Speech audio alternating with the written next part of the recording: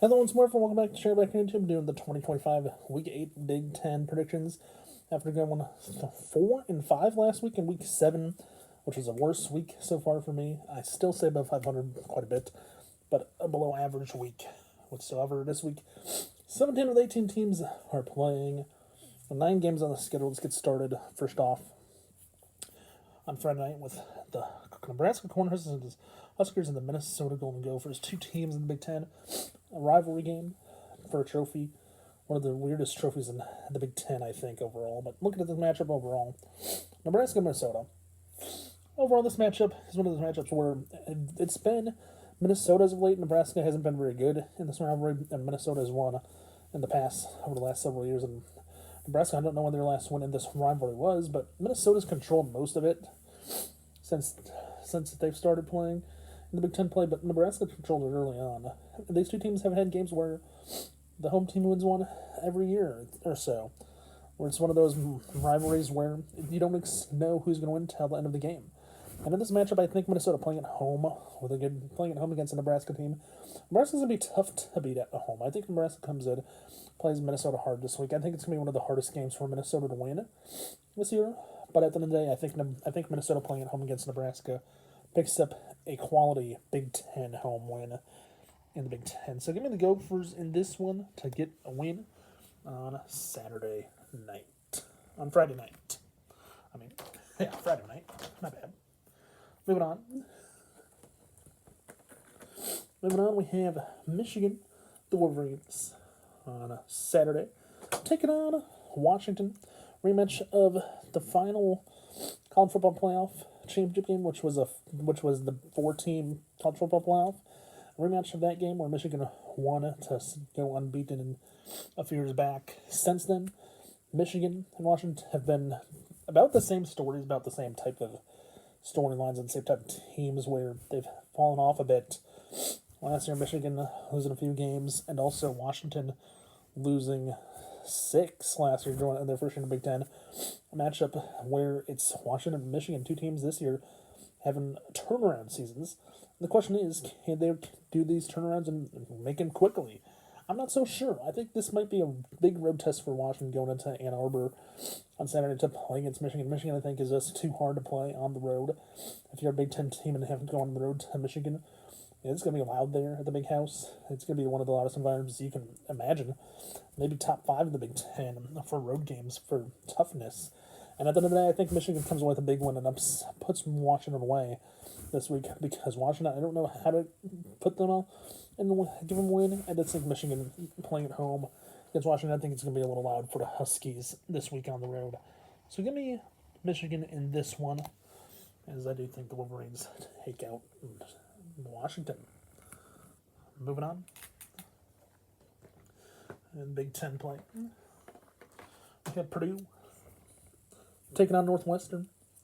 Northwestern's final game on the lakefront at their makeshift stadium while the new Ryan Field gets built this season, as the Wildcats do that this season. Final home game there before they play the last 2 games of the season at Wrigley Field overall. So it should be an interesting game. Northwestern fan, the football team should be a little bit happier that they're playing their final game at their makeshift stadium before moving into their new stadium, Ryan Field, next year. And it's going to be one of those games, I think, for Northwestern, and where you're playing your final home game at your current home that's not your home stadium, and you're playing it to get a win. Northwestern this year has been one of those teams. They've surprised me with some wins this year. I don't know how they did it, but they beat Penn State last week, 22-20 by 30-21. But it's a very interesting game, and I saw the end of that. I was like, how did Northwestern do that? Well, an upset, but who knows how it happened. Purdue, they can be one of those teams as well that pulls off upsets. They've done it too. These are 2 teams in the Big Ten, near the bottom or middle of the pack this year. You can say that are 2 teams that this game needs to be a big win for whoever plays. At the end of the day, I think Northwestern gets a win at home, playing their final home game in their stadium, home away from home this week. So give me the Wildcats over the Boilermakers this week with a win, as I do think the Wildcats get a win on a Saturday.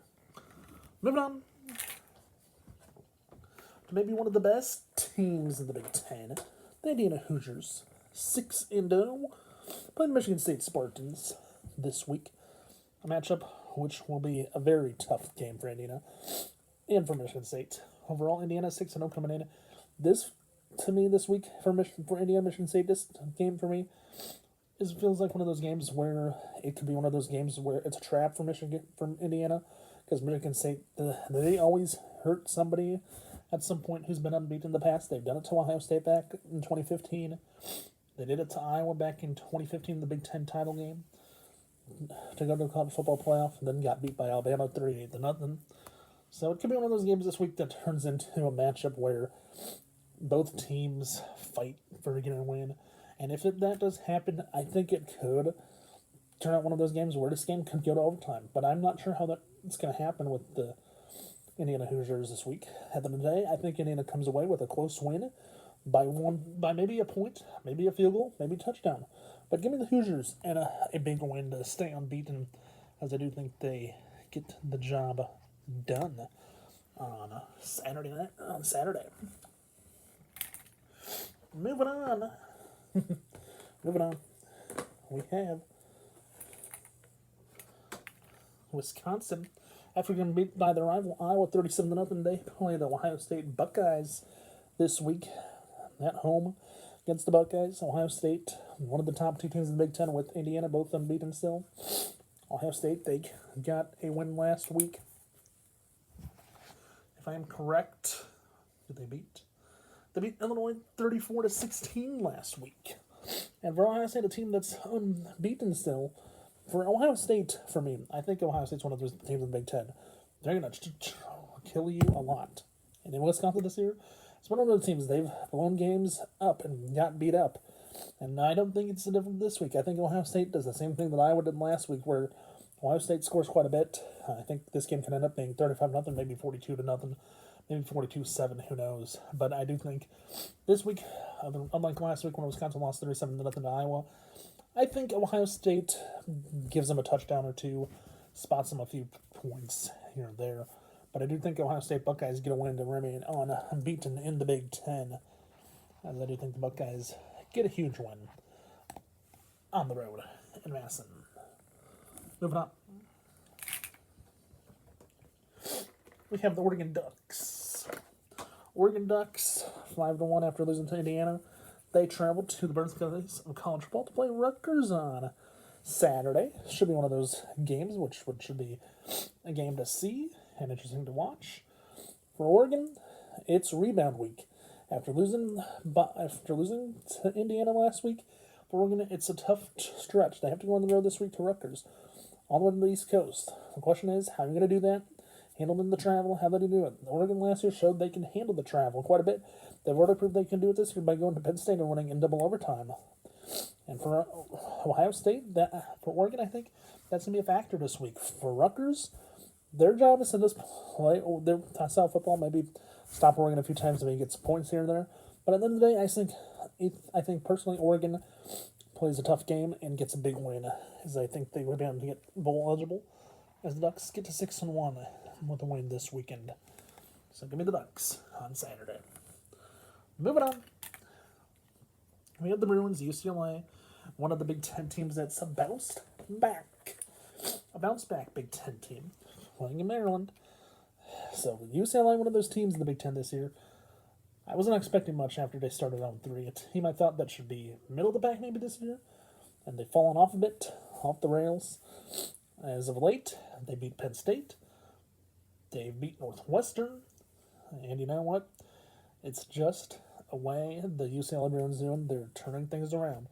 But for Maryland, coming on the road to the Rose Bowl, it's going to be one of those games where Maryland's going to have to play well. And for UCLA, their number one priority is to get back into the win column, stay in that win column.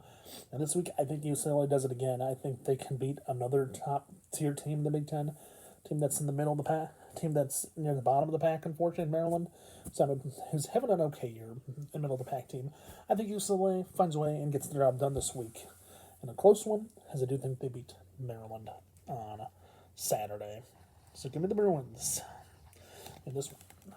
Moving on to our next one. my Iowa Hawkeyes Saturday night taking on Penn State. Penn State this week fired their coach.